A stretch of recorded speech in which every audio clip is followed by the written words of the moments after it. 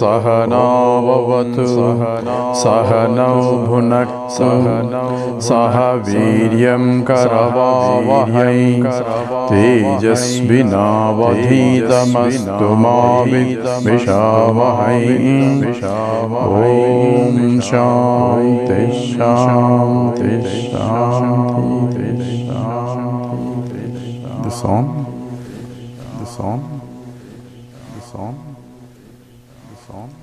Let's say Guru Stotram.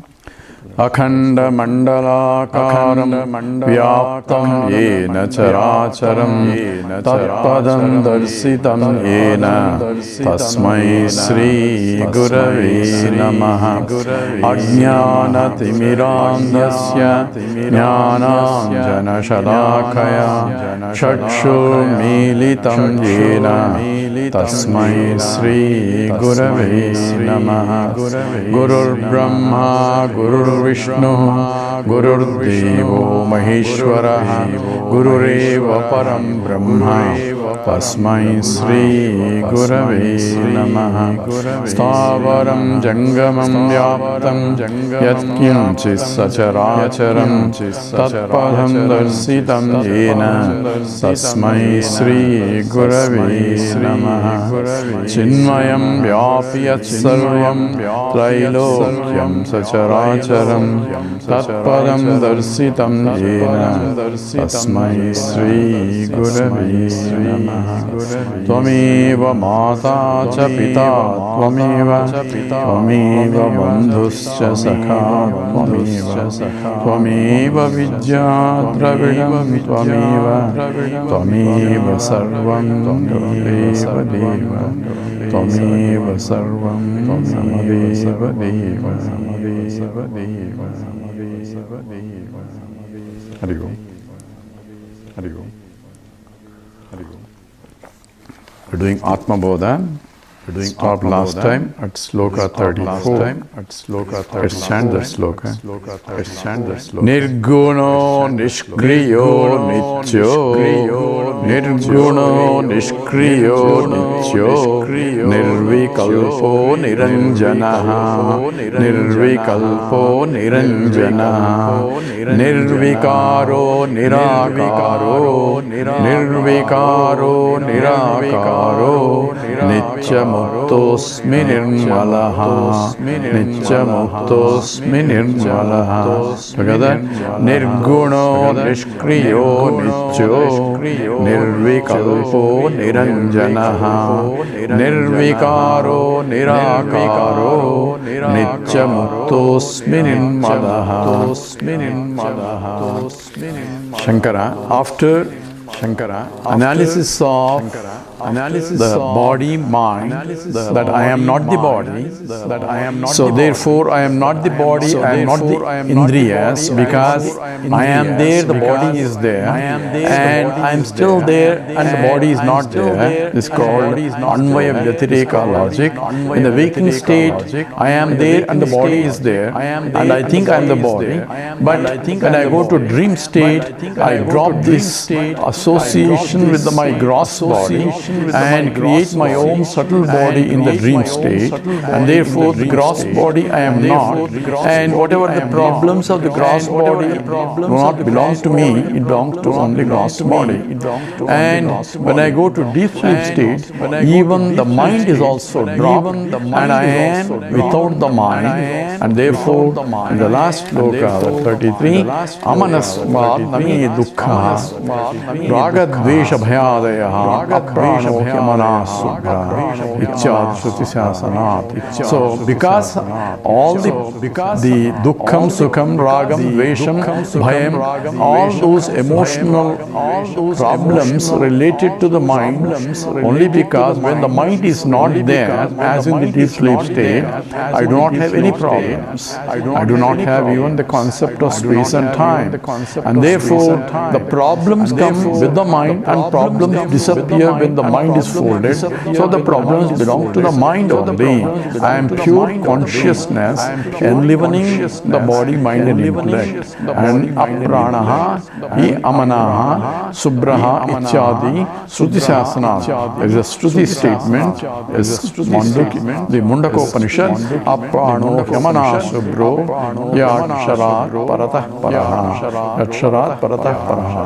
So therefore, I am without a mind. Mind is there, I am there. Mind is not there, I am there. Therefore, I am eternally present with the mind or without the mind. With the mind or without the mind. And my nature is explained in the 34. Nirgunaha, Nishkriyaha, Nityaha, Nirvikalpaha, Niranjanaha, Nirvikaraha, Nirakaraha, Nityam, Aham Muktaha, Iti Nirmalaha. So here all negative definitions are provided because we cannot define the infinite. Only way is for the mind to understand what it is by nirgunaha. Nirguna means that which has no guna or guna atitaha. Guna is guna atitaha. Some darshanikas or philosophers interpret nirgunaha as dosha guna rahitaha. As Bhagavan Ramanuja says, nirguna means dosha guna rahitaha. But according to Vedanta, any guna belongs to Prakriti and is para Prakriti, is above the Prakriti and therefore is beyond any guna, guna atitaha. And gunam belongs to only finite objects and is infinite, therefore is nirgunaha, or I am nirgunaha. The subject consciousness is nirgunaha. Nishkriyaha, there is no activity is in Brahman. Brahman doesn't even create. So creation is not by Brahman, but creation appears to be on Brahman as adhyasa, as an error of superimposition. So by nature, Brahman cannot do because Brahman is infinite and any action can only be done finite by finite, and the action makes one to modify because before that there is no action. With action is characterized by one who has acted, therefore there is a modification by action, and Brahman cannot get modified because he is nirvikalpaha, niranjanaha, nirakaraha, nirvikaraha. So because he does not undergo any modification because he is infinite. So anything that can undergo modification cannot be him. Anything that akara means form, is only finite, so it cannot be Brahman. Anything that has anjanam is the defects or the dirt cannot be him because dirt is something other than the truth or underlying truth. Therefore, there is nothing other than Brahman. Therefore, in Brahman there cannot be anjanam or any manam. And there cannot be any vikalpa modifications. And therefore, is nityaha, is eternally present, eternal, unchanging, is the nature of the reality. Nitya muktaha. And I am that mukta asmi, I am that Brahma, and therefore I am ever liberated. So I do not become Brahman. Brahman means infinite. Finite cannot become infinite. That's mathematically illogical. And if I am already infinite, then there is nothing to become or nothing to know. But only problem is I do not know that I am infinite, and I take myself I am a finite, and that is a problem. So the problem is a misunderstanding of my true nature, and only way the misunderstanding can go is by proper understanding, and that is what the Vedanta as a pramana. And some more aspects of the Brahman and myself is being discussed in 35 slokas. Aham akashavat sarvam, aham akashavat sarvam, bahirantargatochyutah, bahirantargatochyutah, sada sarva samasuddho, sada sarva samasuddho, nissango nirvilochanah, sango nirvilochanah. Together. Aham akashavat sarvam, bahirantargatochyutah, sada sarva samasuddho, nissango nirmalochanah. Nirvi, I said that. Nirmalochanah. Aham akashavat. I am like space. So space is, akasha is that which provides avakasha. That which Vijayaranya defines in the Panchadasi. So akasha is the one which accommodates everything. So sarvam, it accommodates means everything is in the akasha.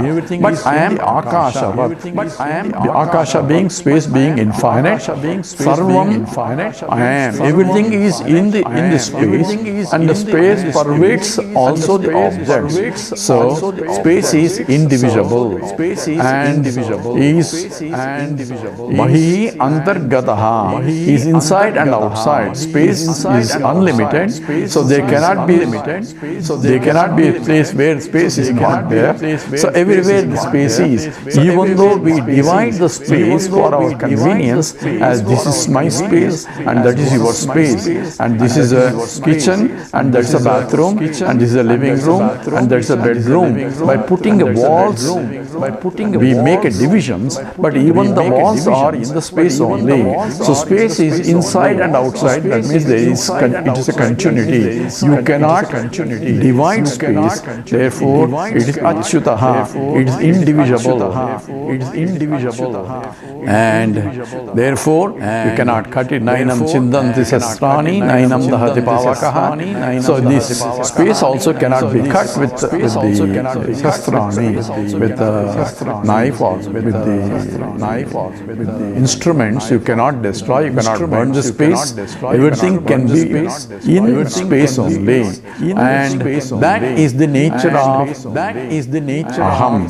But akasha is inert, but I am a conscious entity, so I pervade even the akasha. I pervade even the space also. Say space being subtle, it pervades everything. Bahi antaha, inside, outside.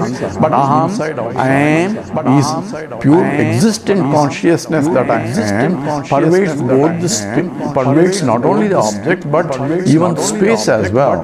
Because I can even fold the space and remain.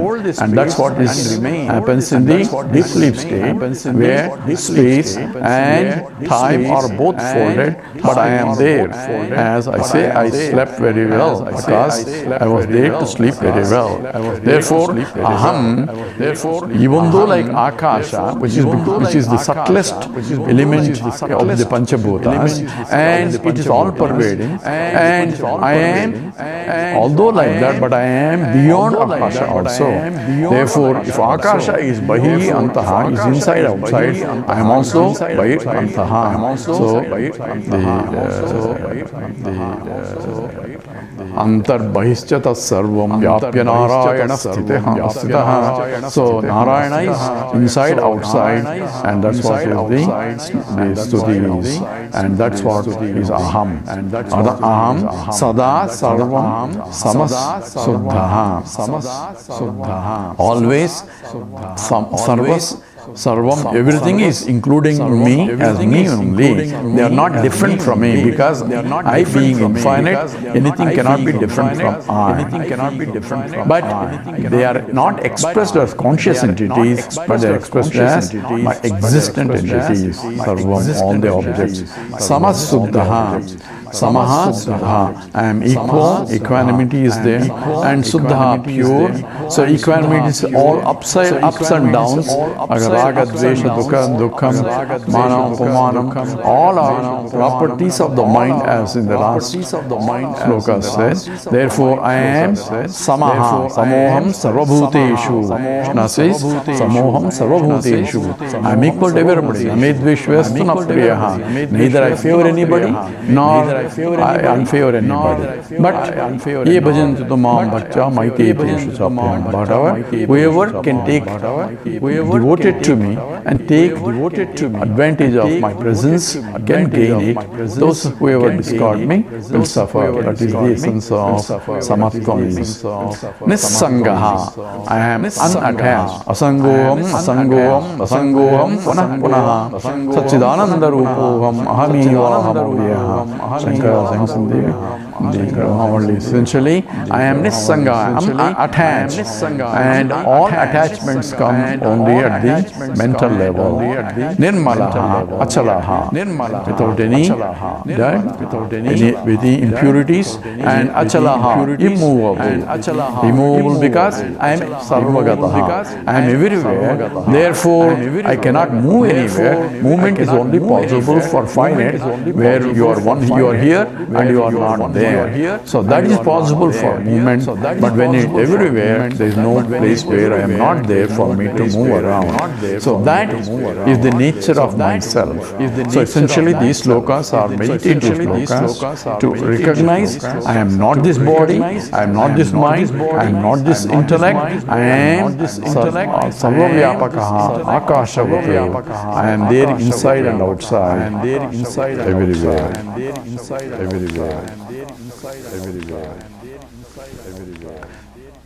So this have to be recognized, not just have to be recognized. Reading and then quoting and then it has to be understood that it is me, not about some Brahman. Nitya Suddha Vimuktaikam, Nitya Suddha Vimuktaikam, Akhandananda Madvayam, Akhandananda Madvayam, Satyam Jnanam Anantam, Satyam Jnanam Anantam, Yat Param Brahmaham Eva Tatu, Param Brahmaham Eva Tatu. Together, Nitya Suddha Vimuktaikam, Akhandananda Madvayam, Satyam Jnanam Anantam, Yat Param Brahmaham Eva Tatu. So Nitya Suddham. Nityam Suddham, Vimuktaikam, Vimukti Ekam. So I am Nityam eternal, Suddha ever pure, and Vimuktaha, I am eternally liberated. I am Nityamuktaha also. I am eternally liberated from any entanglements. So the bondage comes only from something other than myself. By taking myself what I am not as I am, and that becomes a bondage due to ignorance. Therefore, when I recognize that I am pure, as stated in the previous sloka, Nitya Suddha, I am Nirguno, Nishkriyo, Nityo, Nirvikalpo, Niranjanaha, Nirvikaro, Nirakara, Nityamuktosmi.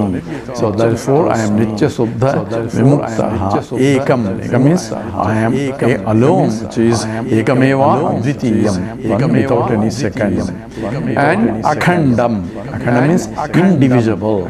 There are not many consciousness. I am one, that is existent consciousness which is indivisible. Akhandam. Anandam, which is pure bliss or of the limitless. I am the limitless state, because any limitation contributes to the suffering. Therefore, I am Ananda Swarupa. Ananda is what I am looking for in all my pursuits. Ananda is happiness, because I have concluded concluded I am not happy by myself. I want this and I want that. So all my pursuits in life is trying to gain ananda. I'm not trying to gain existence, or I'm not trying to gain the consciousness, because I know I am exist. I know I am conscious entity, but I don't know that I am Ananda Swarupam also. So my pursuits in life is looking for, not for Brahman, not for Ishvara, not for anything. I need anything, everything, including Ishvara, so that I can be happy. Without happiness, I feel suffer. And the happiness comes only when I recognize that I am limitless. Any limitations contribute to unhappiness. Therefore, Advayam, therefore, I am infinite and there is nothing other than Vayam. For me to desire even, for me to become happiness, because I am already happy. So, Akhanda Anandam Advayam, that is of the nature of non-dual. And scripture provides a definition of myself or the Brahman. Satyam Jnanam Anantam. That is, Brahman is Satyam Jnanam Anantam. These are called, from the Taittiriya Upanishad, it's a definition of Brahman. Satyam Jnanam Anantam Brahma. These are called Swarupa Lakshana. In the other definition, it's called Tatastha Lakshana, is Janmadhyasya Yataha, and sort of Brahma Sutra defines as that which is Janmadi, that which is a creator, sustainer and annihilator of the universe. Yatova imani bhutani jayante, yena jatani jivanti, yatrayam sabisham nisanti, tad vijñāsasva, tad brahmeti. Is also definition from the Taittiriya Upanishad, but that is Tatastha Lakshana. That is an incidental qualification of Brahman, because creation is only an apparent creation. Therefore, this is an apparent qualification. The real qualification, if at all, is Satyam Jnanam Anantam. But Brahman cannot be qualified because there is a Nirguna. So therefore, this so-called Satyam Jnanam Anantam are not qualities of Brahman, they are Swarupa Lakshanam. So here a lot of criticisms come from the Advaitins and all that. Say Satyam Jnanam Anantam or Satchidanandam or attributes of Brahman. It's not so, because Shankara says they are called the Swarupa Lakshana. Swarupa Lakshana means the necessary and sufficient qualifications for a Brahman. So any one of them are same, but pointing from a different direction, from different aspects of it. Satyam from Asatyam, Jnanam from Ajnanam, from Anantam from Antam. So it's only pointing something that which is beyond and which cannot be pointed or which cannot be qualified. So these are Swarupa Lakshanam. Swarupam is, there are two types of Lakshanas generally.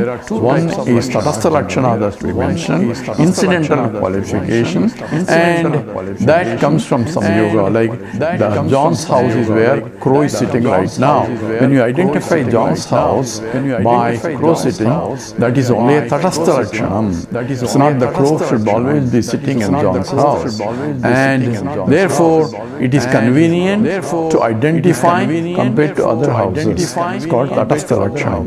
And those are called incidental qualifications. Whereas the necessary qualification called Swabhavika Lakshana.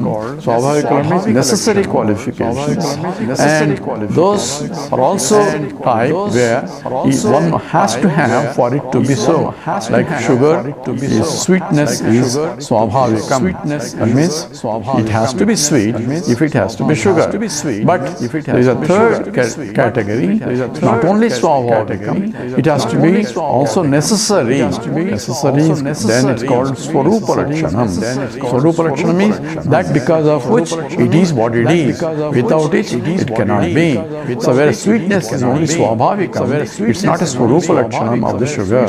Because if it is Swarupam, then anything is sweet has to be sugar only, but it's not so. You can have something else which is sweet like equal and so on. So therefore, Swabhavika Lakshanam is one aspect only. In the Swarupa Lakshanam, it is its own nature, its Swarupam, its intrinsic nature, and Satyam Jnanam Anantam, or intrinsic nature of Brahman. And Satyam is Brahman, Jnanam alone is Brahman, Anantam alone is Brahman. And these are necessary and sufficient to define Brahman. And that is what in mathematics called necessary and sufficient. For that, we need to have a converse has to apply. That means Satyam is Brahman, Brahman is Satyam, Jnanam is Brahman, Brahman is Jnanam, Anantam is Brahman, and Brahman is Anantam. In both ways it should work. Whereas when you say sugar is sweet and sweetness is sugar, so the second one doesn't work. Only sugar has to be sweet. It's only necessary but not sufficient. But here, Swarupa Lakshanam is not its nature but not its attributes. Just as H2O is its nature of water. Water is H2O. H2O is water. It's not a quality of water. It is its intrinsic nature. It's Swarupa Lakshanam. In the same way, Satyam Jnanam Anantam. That is Brahman. Yat Param Brahma Aham Eva. Tat Aham Eva. That Brahman, that supreme, that means there is nothing beyond Brahman. Because Brahman being infinite, there cannot be anything beyond infinite. And Aham Eva, I am that infinite.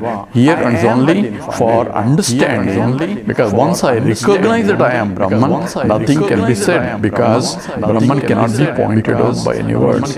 So words are meant for realization or teaching until one recognizes I am that.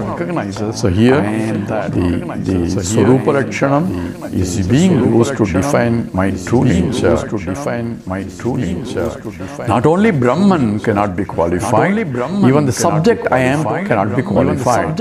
Even though I say these are my qualifications and give our biodata, but that's all inner. I am pure existent consciousness and I am a subject, and anything qualified can only be an object. And therefore subject cannot be qualified. All I can define as a subject is that which cannot be qualified. And the same way, the Brahman is that which cannot be qualified. Nirgunaha. And there cannot be two Satyam Jnanam Anantam type. There is only one. Therefore, Ekam Eva, Tat Brahma has to be understood by process of inquiry.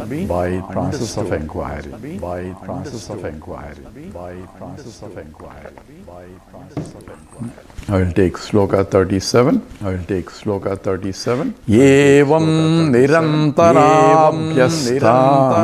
Evam nirantarabhyasta brahmaivasmiti vasana haratya vidya vikshepa rogani varasayanam together. Evam nirantarabhyasta brahmaivasmiti vasana haratya vidya vikshepa rogani varasayanam. Evam, thus. So this has to be understood and kept in the mind all the time, that I am Nirvikaraha, Nirakaraha, Nityasuddhaha, I am Akhanda Anandaha, Advayam, Satyam Jnanam Anantam, I am of that nature, has to be understood and has to be recognized all the time in the mind. So evam nirantaram, continuously abhyastha. So therefore nirantara abhyasa. Abhyasa means I had nirantara abhyasa. I had constantly practiced this. Abhyasa Kaunteya, Vairagya Kaunteya. Krishna says it's difficult, but the mind can do it by constant practice, that I am that supreme and not this that I think I am. That has to be practiced continuously in the mind. It's not a japa, but with an understanding and confirming through the knowledge. And Brahma eva aham asmi, Brahma eva asmi iti vasana. So Brahma eva asmi iti. I am that Brahman. Aham Brahmasmi. Aham Brahmasmi iti. So I have to abhyasa, I have to constantly practice that until it develops vasana, until it develops a tendency of my mind to naturally think I am that without any effort. And the Taittiriya, we have a sloka, Aham Bhakshasya Reriva, Kirti Kushtam Gireriva. So it is a song, it's a upasana where I am the source of the whole samsara tree, and I am essentially, my fame spreads all over, the highest being. I am the highest being. Spreading is the vibhuti of the whole universe itself. So this has to be practiced. It's like a brainwashing. So why? Brainwashing means brain has to be washed, because brain has a wrong notions, and therefore you have to replace it with the right notions. And in the process of recognition of the understanding, both vasanas, Brahma vasana as well as the other vasanas, get dissolved. Just as I think he has in this text, we had another sloka, Ajnana kalusham jivam jnanabhyasat vinirmanam krutva jnanam swayam nasye jalam kalagareena vatu. Just like coconut powder, both the powder and the dirt get dissolved, leaving pure water. In the same way, Aham Brahma Asmi iti vasana harati avidya vikshepan roga nivarasayanam. So harati avidya. So this destroys the clouds, destroys the ignorance, harati, and vikshepan. Therefore, says all the agitations that come out of the avidya, ignorance, are harati, they get destroyed. Just as roga nivarasayanam, just as the disease is destroyed by the medicine. So I need a medicine to destroy the disease, but in the end I am left with either the medicine or the disease. I am left as I am. So in the same way, the superimposed vasana of Aham Brahmasmi, etc. teaching, knowledge, has to occur at the mind level, and in the process it eliminates all other vasanas that are obstructing my vision of my own self, and leaving me together is as Aham, the Brahmasmi. So that has to be constantly practiced. After Shravana and Manana, after listening to the scriptures and understanding clearly, then I have to practice because then I have to practice the remaining ragadveshas in the mind. So-called nididhyasana. So here, up to 36, he has defined what is the nature of Atma, and from 37 onwards, he is trying to give how to recognize that by way of practice. In the practice, first one should know what is the nature of Atma.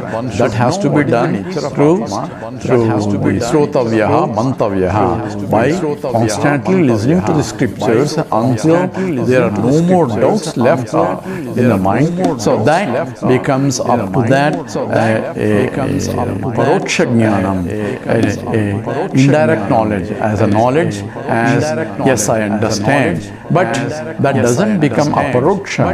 That means I cannot fully establish myself, abide in that knowledge because of lingering vasanas.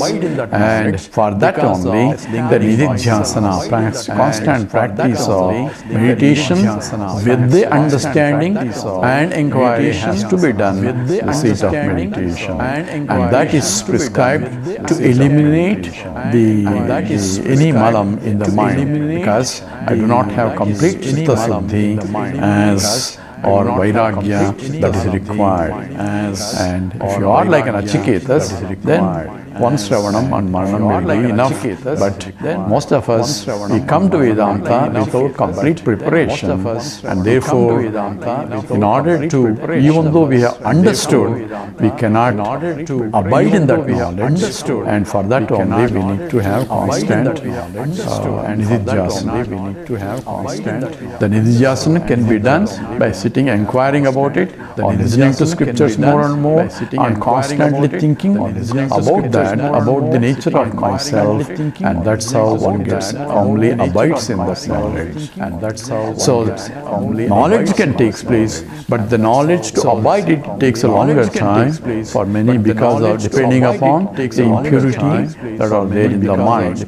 So even though one has understood, after the class is over, one is back to the regular because one is propelled by the raga dveshas that are still lingering there as of this So 38. Vivikta desa asinaha, vivikta desa asinaha, virago vijitendriyaha, virago vijitendriyaha, bhavayedekamatmanam, bhavayedekamatmanam, tamanantamananyadhi, tamanantamananyadhi. Vivikta desa asinaha, virago vijitendriyaha, bhavayedekamatmanam, tamanantamananyadhi.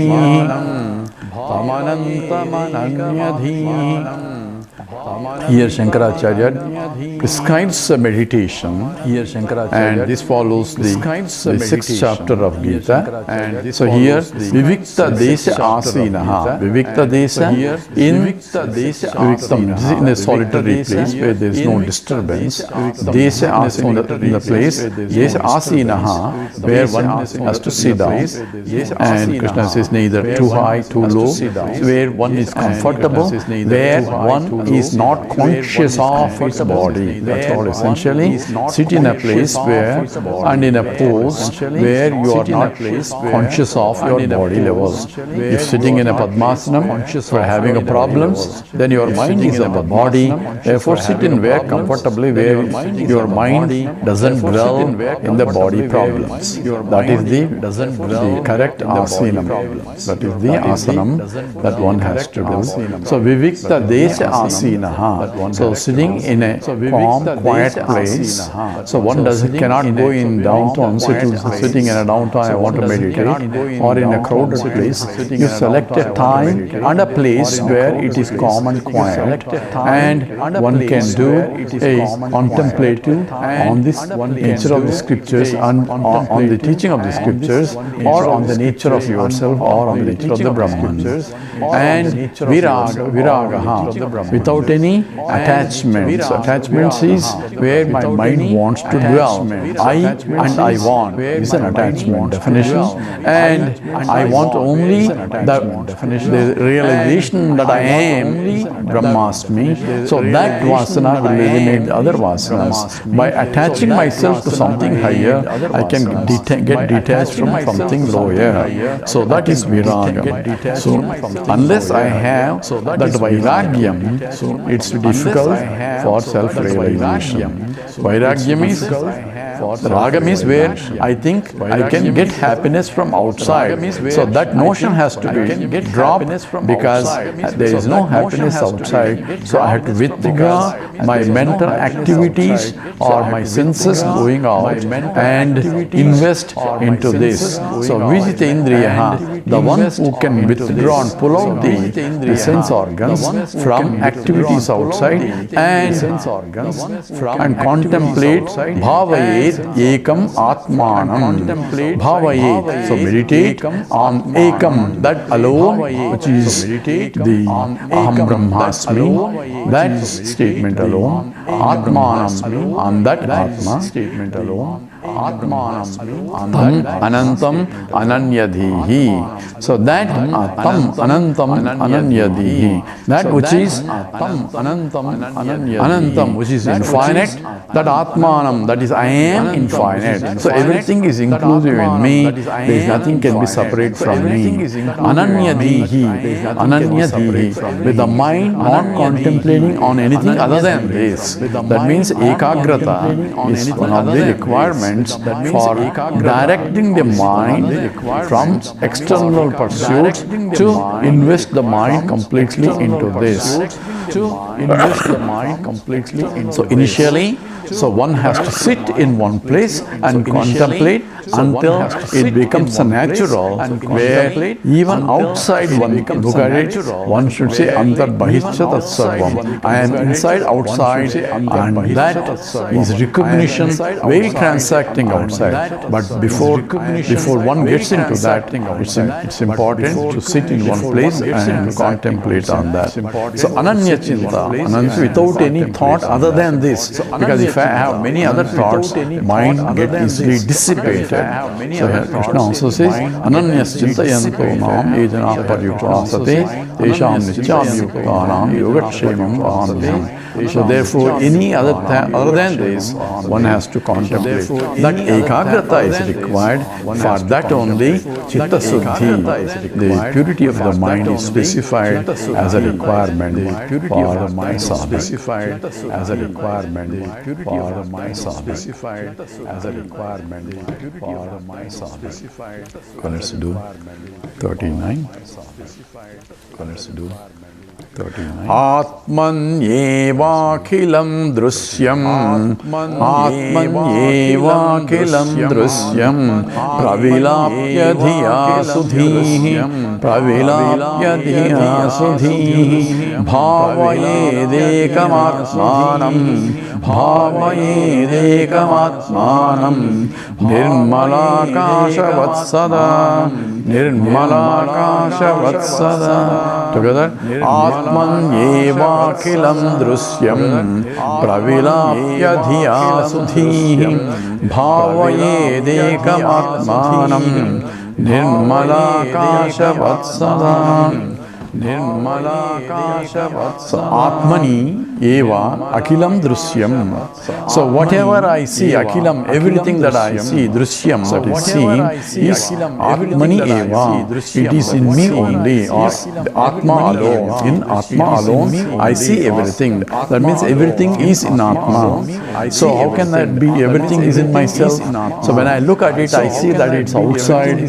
But one has to understand what I see is only the attributes of the object that come to my mind as a thought, and the thought in the mind is the object out there. So without my mind, I cannot see anything, and the thought that rises in the mind is in my mind, and that has to be illumined by consciousness that I am the subject, and the subject and the object are joining together for me to be conscious of the existence of the object out there, existence of the thought in my mind, exists of the thought, the object outside.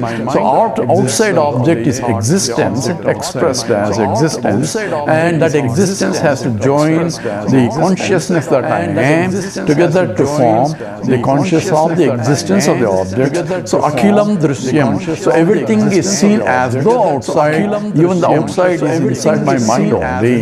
So Atmani. So in that Atma, the self I am, it is self that pervades everything, and that has to be understood by Pravilapya Dhiya Sudhihi. By Pravilapya, by intellectually negating the superficial names and forms, by using the intellect. Dhiya, by using intellect, one has to reject the apparent distinctions and differentiations that I see outside and see the essence that pervades everything. So even though this object is different from that object and different from the third object, the difference is only in terms of the names and forms. Because the creation is nothing but Vacharambanam Vikaraha Namadeyam. It's only the names and forms are different. What is there is only the essence, and the essence is gained by rejecting the superficial attributive differences and looking at the essence. This differentiation or negation of the superficial has to be done by intellectually. So, for example, if I look at the pot, say this is a pot. So then if I go examine, this is nothing but clay itself. Clay itself is formed into a pot. So now look further, so every part of the pot is nothing but clay only. So actually it is only clay, and therefore there is no really pot. So what I am saying is only clay, clay, clay only. So in that way I completely dismiss the pot, shape, name, form, etc. all superficial entities, and the essence is only clay. The same way, if I look at the object, every object has existence as its the basis. So by looking at the object, rejecting the name and the form intellectually means while still using a pot, I can say there is no really pot. So how can that be? Yes, I am really seeing actually clay, but it is now in the form of a pot. Clay is not useful, but pot is useful for me to transact using it, bringing water and so on. So pot is as it is useful, but clay as it was not useful. So utility is not necessarily reality. And what is reality is that which remains the same, and therefore it was clay before, it is clay now, it shall be clay even in the pot breaks. So in the same way, existence is what was before, as the scripture says, and even now when I am looking at every object, I have to see the existence just as I am seeing the clay, and also I have to see the Nama Rupa Bheda, the names and forms that are needed for my transactional purposes. For transactions I have no problem. At the same time, a recognition by using the intellect that it is only one, and that is Atmani Eva Akilam Drusyam. That's how I have to recognize that existent consciousness that I am is what I see in everything that I see. So Sudhihi, those who have prepared their mind, are able to look at as everything is the self that they are. So everything is Yumam Pasyati Sarvatra Sarvancha Mai Pasyati Tasyaham Na Pranasyami Sasamena Pranasyati. Krishna says, whoever sees me everywhere and everything in me, they are not away from me, and I am away from him. So in the same way, whoever sees the self that pervades everywhere, and every self has their own self, they also cannot find any difference. So bhavayet ekam atmanam. This has to be meditated upon. It has to be intellectually understood and recognized in the seat of meditation at least that there is only one. And even though there are apparently plurality, apparent differences exist between in the drusyam, in the object that I see, those are only superficial differences. For transactional purposes I can use it, but in essence they are one and the same. Just as a scientist recognizing that it's only electrons, protons and neutrons fundamentally, but it can exist in different forms. Food is food, garbage is garbage, and transactionally, even though everything is one, I can still transact at a superficial level, recognizing the oneness that pervades all the objects. In the same way, Atmani Eva Akilam Drusyam Praviratya Dhiya Sudhi. By using intellect, I have to differentiate and determine the oneness that pervades in all objects that I see. The oneness that pervades in all objects that I see. Drusyam includes not only I see, all through all the five indriyas, and also the objects that I can think of or assemble also create in the mind. So everything comes under objects. Anything other than I am becomes a drishyam or thing of experience. Therefore, I have to see bhavayet, I have to meditate that Eka Atmanam, that one Atma that pervades everything. So that's what the Chandogya Upanishad says. Aitadatmyam vidagam sarvam tat satyam sa atma tattvamasi svetaketu. So aitadatmyam vidagam sarvam means idam sarvam. This entire sarvam, idam, everything that I see is that pervaded by that sat existence alone, and that you are, Svetaketu. So that is tattvamasi. It is essentially Mahavakya.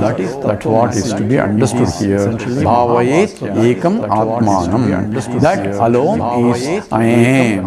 So tattvamasi, the statement is implied in this, and it is like Nirmala Akashavat Sada. It is always like the Akashavat, pure Akasha. So when we enter this space is smelling, it is not smell of the space. Space doesn't have any smell. It is only impurities superimposed in the Akasha and giving the smell for the space. All we have to do is blow the air out and clean the air out, and Akasha remains back to its Nirmalam. The same way, whatever superimpositions on me are only external, which has to be pravilapya, which has to be discarded as only superimpositions, using my intellect, by process of intellectual analysis only, I can get rid of all the impurities or attachments and remain as Akashavat, like Nirmalaha, pure Satchidananda Swarupam. Nirmalaha, pure Satchidananda Swarupam. Nirmalaha, pure Satchidananda Swarupam. So application of this methodology is explained in the next sloka also. Methodology is explained in the next sloka. Rupa varnadikam sarvam. Rupa varnadikam sarvam.